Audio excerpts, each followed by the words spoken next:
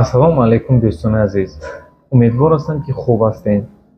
Вақтҳои охир масъалаи сайтҳое ки гӯё пул мемонӣ ва бе ҳичӣ барои ту пул медиҳанд бениҳоят ҷиддӣ шуда истодааст.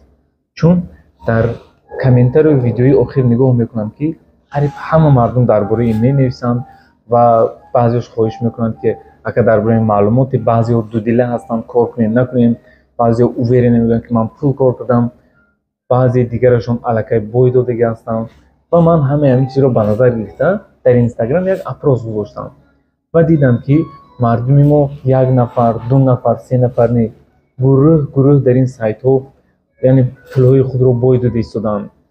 Агар аҳамият дода бошед, вақтҳои охир ман дар бораи ҳамин чизҳо якчанд видеоҳо кардем, чун боз ҳам намедонам аз чӣ сабаб бошад пули муфтро дӯст медоранд бачаҳо ва ҳамин дар ягон ҷо ягон чизе пайдо шуд ки гӯё ки пул мемонӣ, кор мекунӣ, зуд ба ҳамон ҷо бе ягон фикр ҳама ҳамон тараф мераванд.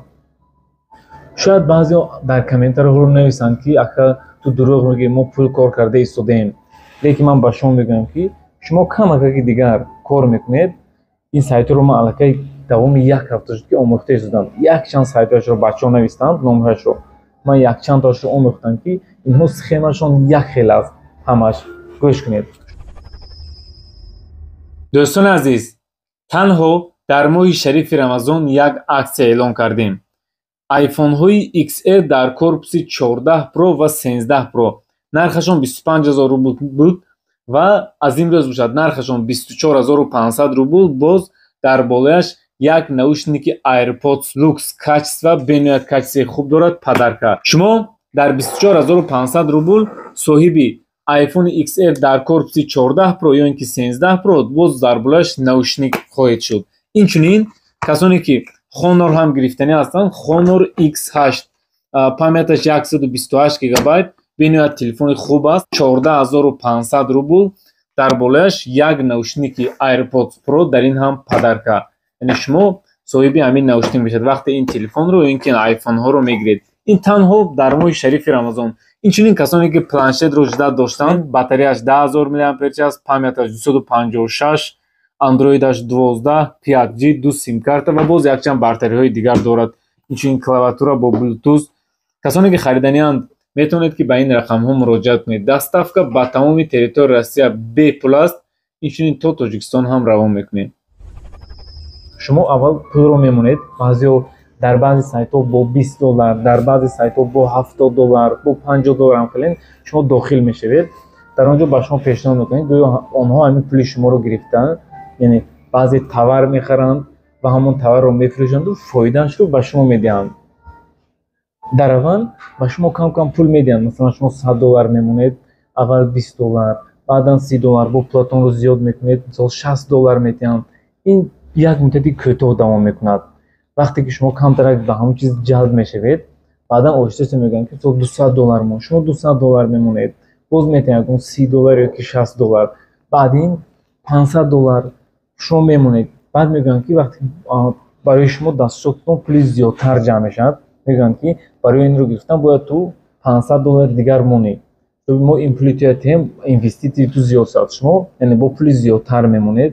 мегӯянд ки бо як технически ошибка чӣ шуд, ту бояд як бор дигар пул монӣ. шумо як бори дигар пул мемонед, баъдан боз сеюм бора ҳам хеле пешниҳод мекунам, сеюм бора мемонед ва ҳамин тавр рафтан мегирад, дигар мондан мегирад, пули шумо возврат надорад. тамом. шумо дар аввал камтар шуморо ҷалб карданд, камтар ба шумо пул доданд, дигар шумо на ҳамон платонро гирифта метавонед. баъзе бачаҳо $1000, $2000, $3000 доданд, дар ҳамон ҷо аллакай сӯхтанд. вақте ки пулҳои калонро мондан мегирад, ҳамин чиз пешниҳод кардан мегиранд. шумо мебинед ки ин дигар пул бар намегардад, 2 бор 3 бор мемонед, дигар маҷбур мешавед ки намонед ва ҳамин тавр шумо на пули худатонро гирифта метавонед.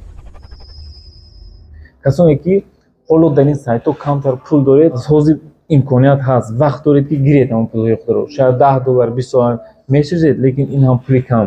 лекин оянда вақте ки пулҳои зиёд мемонед, шумо дониста бошед ки дигар ин пулҳоро намегиред. дӯстон, ҳоло асри 21 аст, имкониятҳо зиёд аст барои тиҷорат кардан.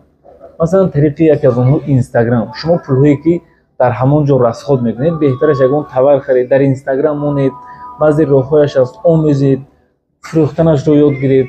дар тиҷорат баракат бениҳоят бисёр аст. аз замони пеш کسانی که تجارت کرده هستند برکت خوب دارد میدونند.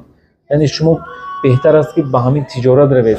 باز بعضی زنگ میزنن مراجعه میکنن اوید همین سایت ها کمتر دربارش میفهمونی اونها زنگ میزنن سوال رو میدن البته جواب خودشون دارن میگه اصلا از طرف دین گیریم این کار حلال نیست از طرف دنیایی گیریم این حلال نیست یا مولای عرب گفت این حلال است تاج میگه خیر مالش ویدیوش پارت کنی یا بردن ای من در کیم کجا دیدم خودشون فتوا دارن خودشون سوال میتونن با خودشون جواب دارن در اونجا اینه بیاد از طرف دینش گیم خیر با بچه‌ای که دین رو خوبتر میفهمن شاید که اگر یگون چی خطا کنم لیکن من فکر خودم رو میگم که اصلا این طرفی اصلا دینیش خیلی من همین چیز رو قبول میکنم در اونجا اونها میگن که شما پول رو میمونید بعضی هم خیلی میگن که من در اونجا اینوستیسیون میکنم پول من کاربرد این پول برای من حلال است گوش کنید شما در اونجا پول رو موندید لیکن شما نمیدونید که در اونجا چی تور میفروشن مثال میریم این اگر شما رفتید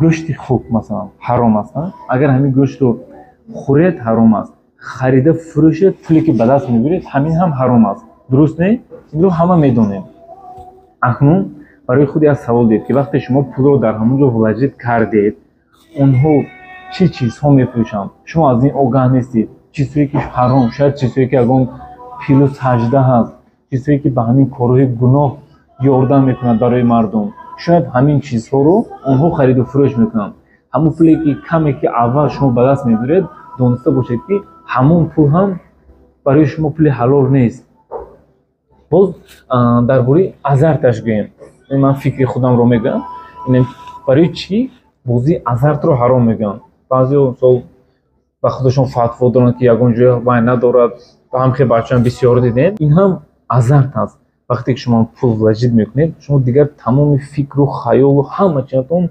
درباره همین چیز یعنی شما در کجایی که باشید حتی در عبادت هم در سرتون میزند هم پلان برد کرده باشید یعنی هر دقیقه تلفنتون به شب وقتی از خواب میخوابید زود تلفنتون رو میبینید همینجور کم در پول وارد میکنید دیگر تمام فکر و خیالتون در همینجور شما دیگر کار کرده نمیتونید یک تجارت کرده نمیتونید یک کار خودتون رو خوب پیش برده نمیتونید از همین حساب این کارها رو هم از طرف دین گیری من میکند با بچه‌ای که در دین خوبتر هستن اونها شاید کشادتر میدونن لیکن من فکر خودم همین که از همین حساب دین این چیزها رو من میکند شما در اونجا پول موندید وقت صرف نکردید یعنی مهنت نکردید به هیچ پول آمده شده است بعضی مثلا تجارت‌های آنلاینی است بعضی این کارها است که شما در اونجا علم خود رو مثلا علم صرف میکنید هنر خود رو صرف میکنید شما می‌آموزید بعداً رزولت میبینید این چیزها ممکن است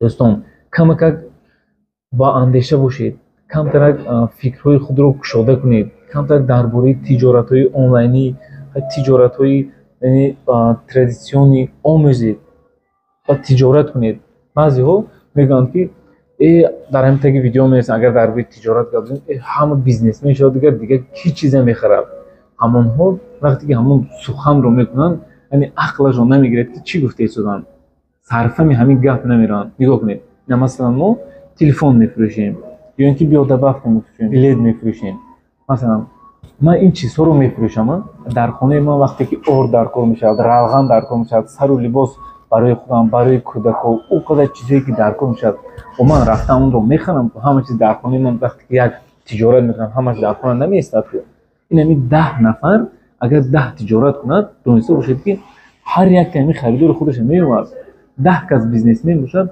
یکیش مثلا ارد میفروشد یکیش تکنیک میفروشد یکیش یک سبزواد میفروشد آدمی که تکنیک میفروشد سبزواد میخرد ارد میخرد آدمی که ارد میفروشد برای و تکنیک در کار است و این چیز همه بیزنسمن شما هم امکانیت هست شما پیش از اون که یک گپ رو میزنید خوب فکر کنید دوستان مقصدی من میدونید دوستان در چی است شما درباره این سایت ها برای خود تصور رو داشته باشید و خود رو از این چیزها حمایت کرده توانید وقتی یگون دوست شما رو به این سایت ها یعنی دعوت میکنند یا اینکه در اینترنت بعضی رکلام رو میبینید شما یعنی برای خود باوری داشته باشید شما وقتی که نمیگویید دل شما آرام باشد که مثلا همین ریشه شما درست بود یعنی من مقصد داشتم که ویدیو کنم تا اینکه بچه‌های خودمون رو فهمونم و از این سایت ها خودشون رو حمایت کنم видеоро ба ёру дӯстону наздикони худ фиристед. Худованд ҳамаи шуморо нигаҳбон бошад.